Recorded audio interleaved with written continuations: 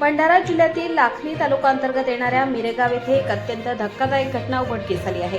शेतात काम करत असलेल्या 40 वर्षीय महिलेवर एका 32 वर्षीय व्यक्तीने अश्लील चाळे करत जबरदस्ती करण्याचा प्रयत्न केल्याची गंभीर बाब समोर आली आहे।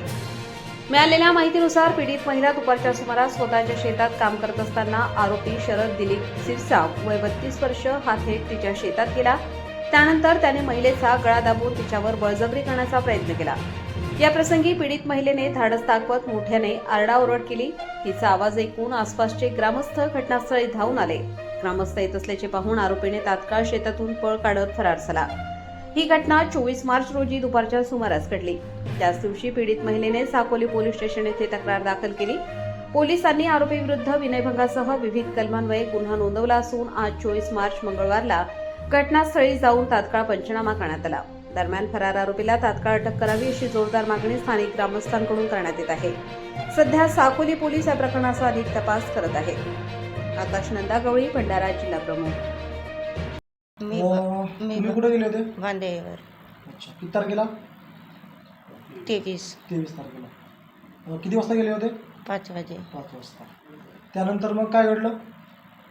तुम्ही कांद्याच्या बाप्यात होतो तर तो आला ना, मुलं म्हणते का करतेस काकू, म्हणलं तर मी म्हणलं कचरा काढतो। बरं। मग तो वापिस गेला। मग त्याच्यानंतर दुसऱ्या इकनाला आला, मी घरी जातो म्हणून निघालो तर तो मुलं म्हणते ती लांडगे आला म्हणते, तर मी म्हणलं येऊ दे। मुलं का करायचं आहे, लांडगे आला तर राहील म्हणलं मुक्यात। मग तिथून मी निघालो, म्हणजे अशी वापिस फिरत होतो, तो रोज समोर होता तर त्यानं म्हणजे मान अशी म्हणजे धरलं, दोन्ही हातानं ना बांधीत पाडलं।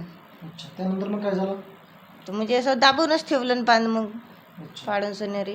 मग त्यानंतर मग मी चिल्लावलं, त्याच्या बोटाला चावलं, मग चिल्लावलं, तर मग तो पळाला। त्यावेळेस मग त्यानंतर नागरिक वगैरे आले होते का? मग होय, जवळचे आले मग। अच्छा अच्छा। मग पळल्यानंतर तुम्ही तक्रार किती वाजता केली? मग सोबतच गेला आम्ही। सोबतच गेला। काय आहे आरोपीचं नाव काय?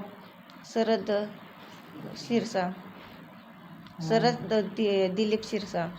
त्याची वय किती असेल? 30-32।